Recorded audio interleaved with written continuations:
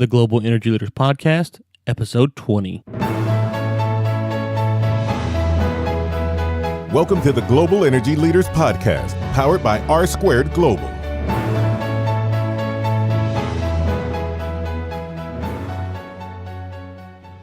Welcome to another edition of the Global Energy Leaders Podcast. As always, I'm your host, Ryan Ray. So good to have you.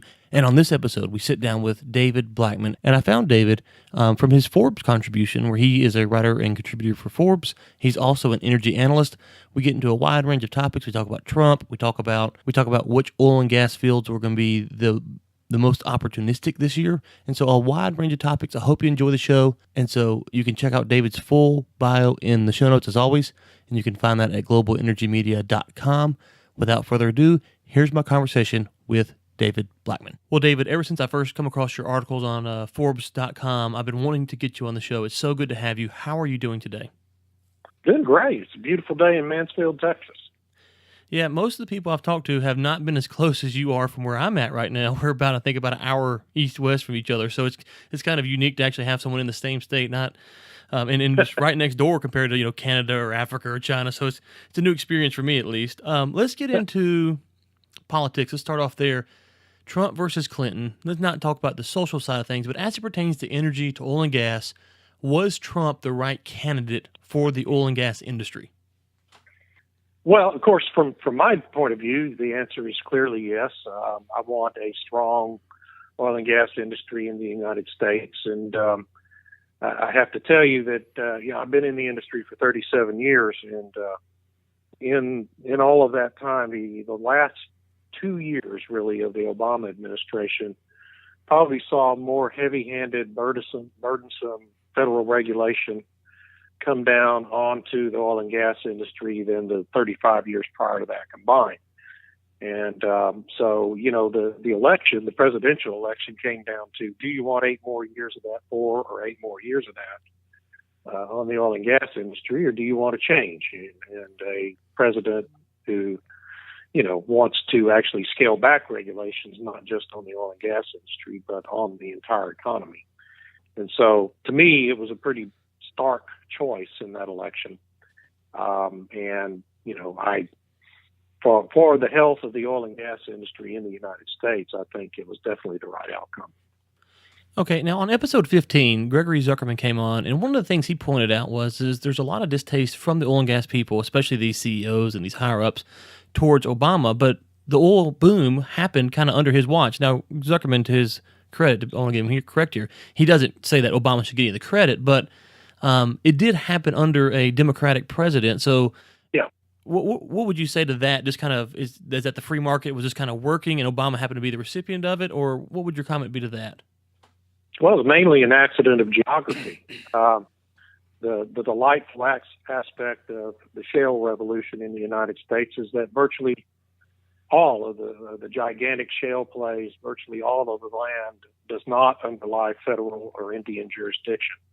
These are in places like Texas and Pennsylvania and eastern Colorado, in areas of the country that the federal government does not own the rights to the property. And so, given that fact, the federal government and the Obama administration had very little jurisdiction over the development of these shale plays in South Texas and the Permian Basin and elsewhere.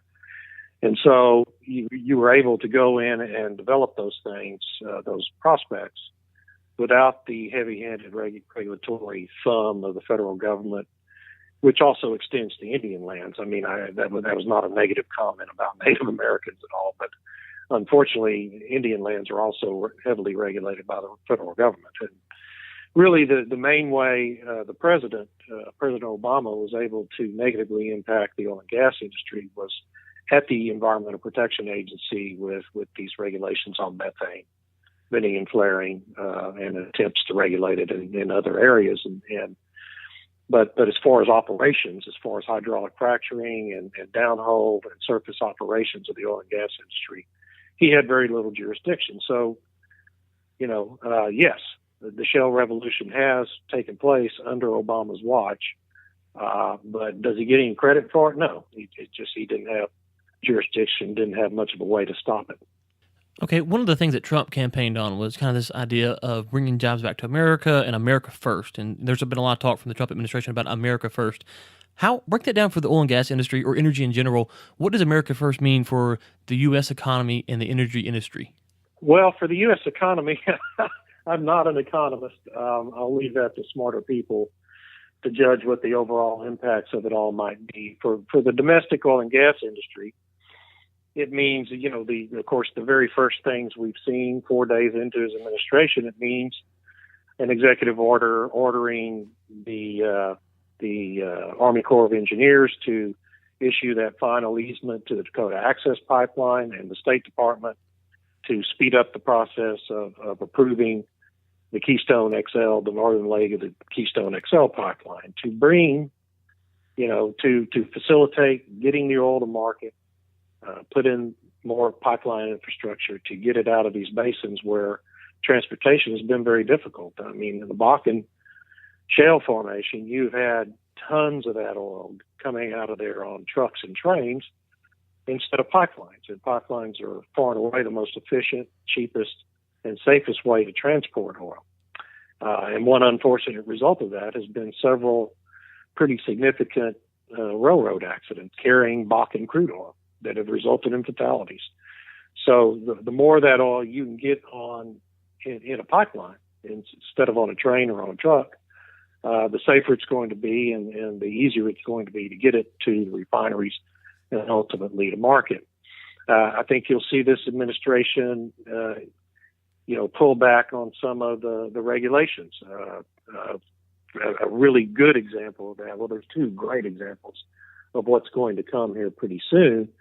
The first is the Waters of the United States regulation from the Environmental Protection Agency that is just a massive power grab under the Clean Water Act, really well beyond the bounds of the Clean Water Act. That regulation and the Bureau of Land Management's regulation governing hydraulic fracturing operations on federal lands are both at the federal appellate court level. They both suffered adverse decisions at the district court level, and they're on appeal.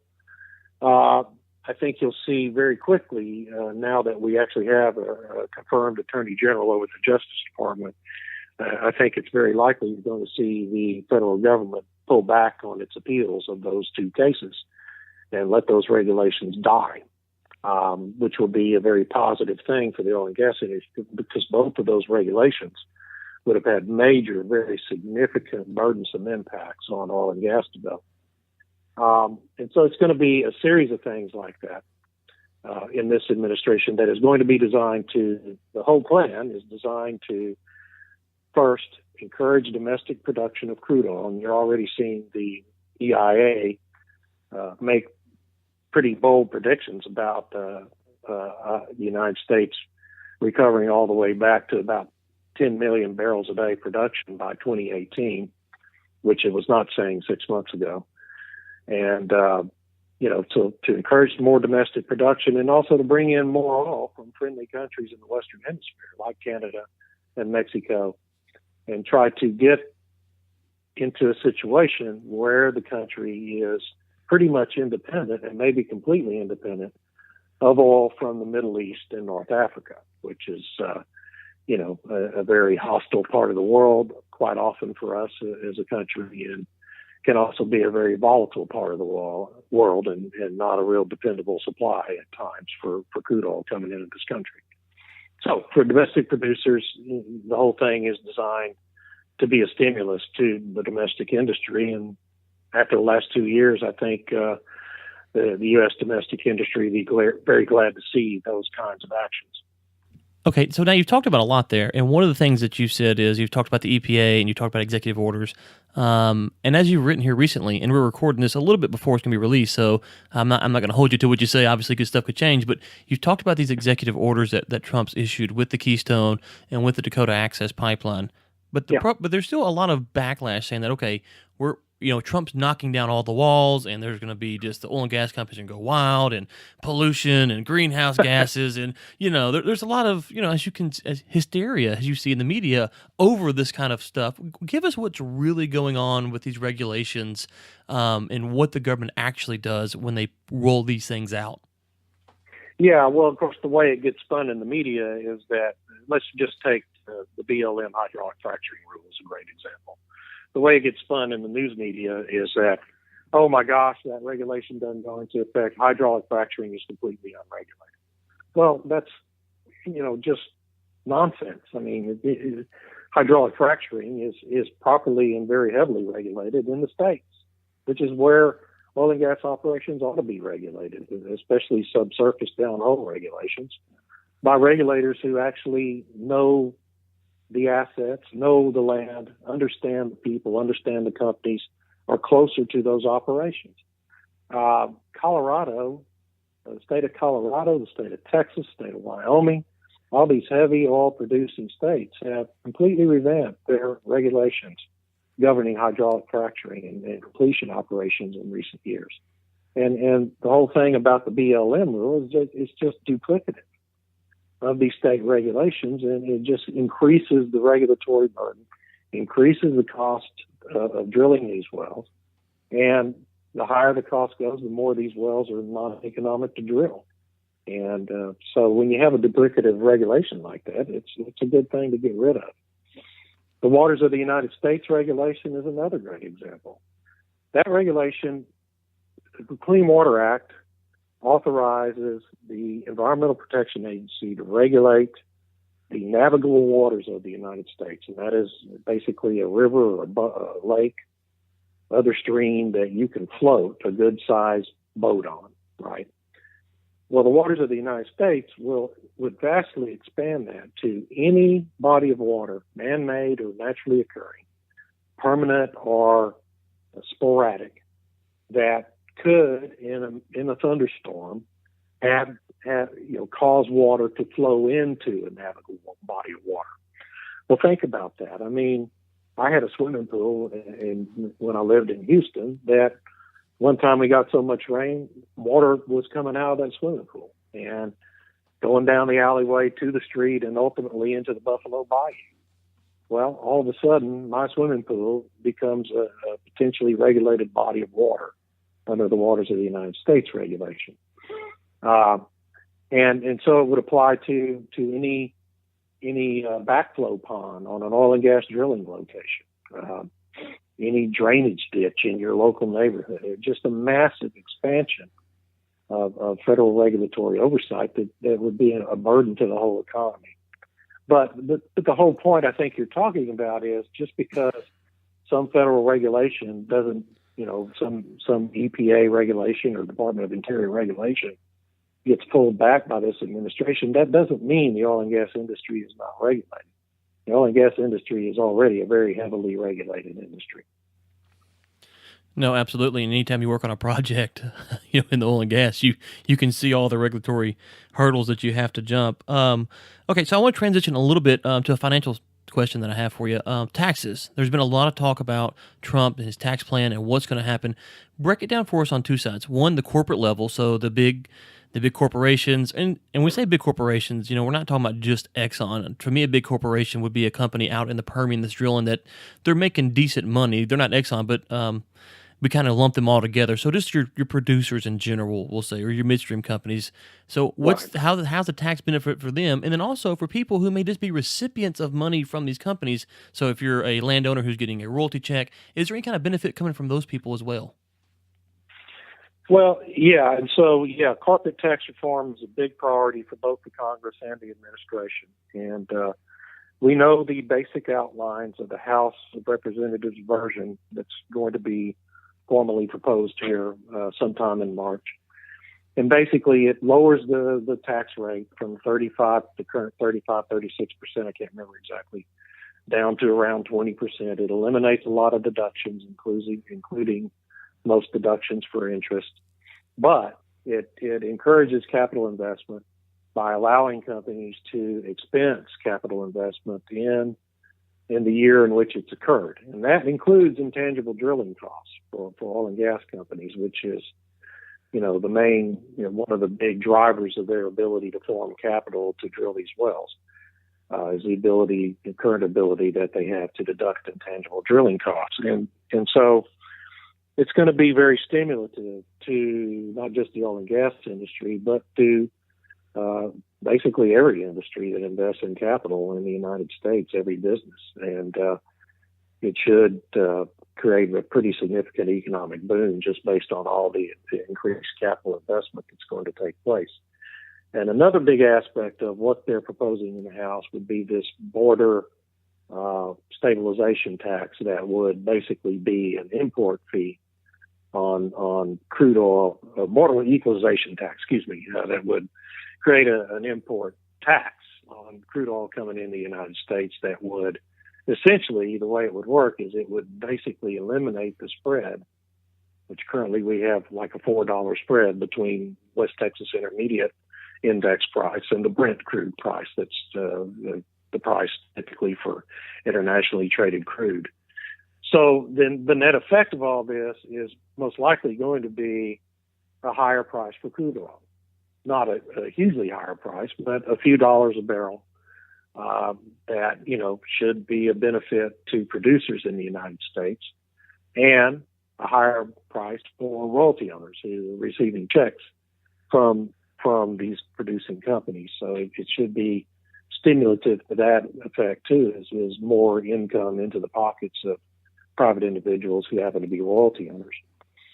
The question, of course, is whether or not that's ultimately going to get done. It's very difficult, as we all know, for Congress to pass a major reform of the tax code such as this. And it not only will be hard to get Democrats to agree to a Republican plan, but it's going to be difficult for Republicans in the House to get some Republican senators to agree to their plan. So it's going to be a real legislative battle here over the next 5 or 6 months.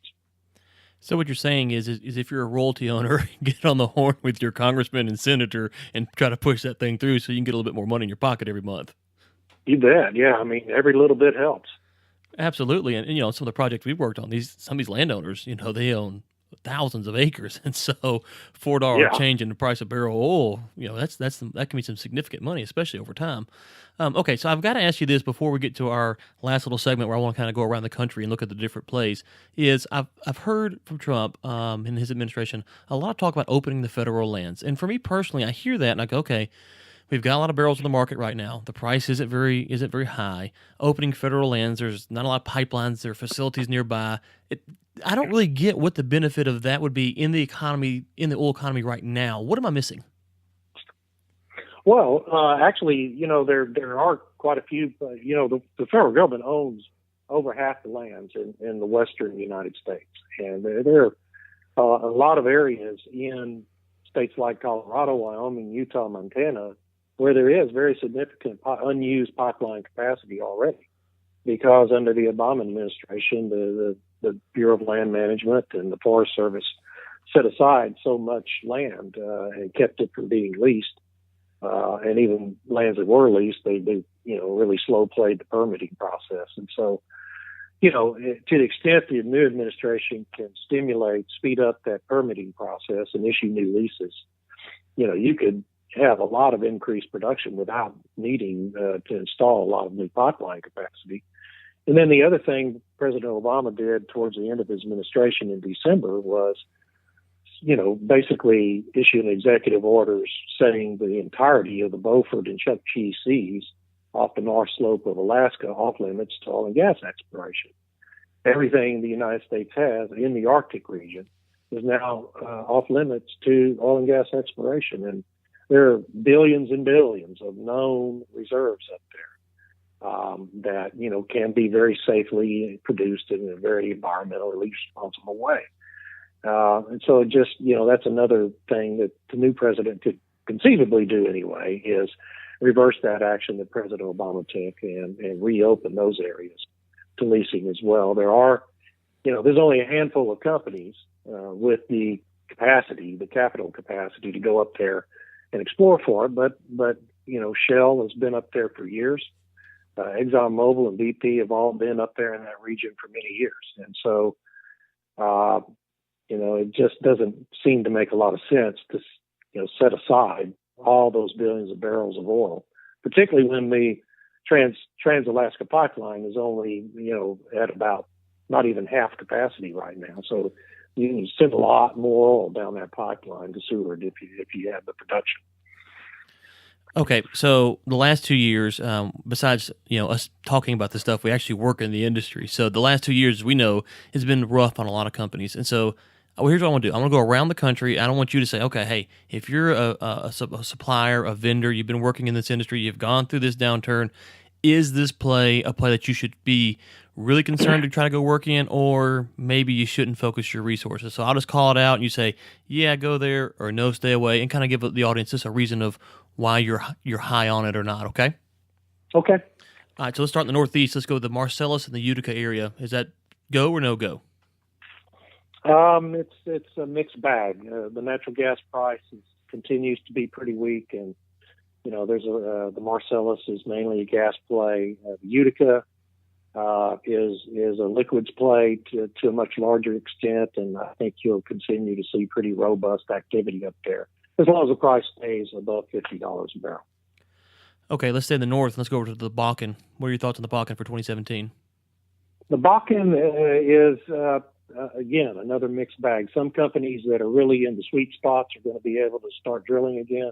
I did a Forbes article on Oasis Petroleum that they've been able to cut their costs of lifting oil out of the Bakken in half in the last 2 years. So companies like that are able to take advantage of big acreage positions in the sweet spots are going to be able to do some drilling up there.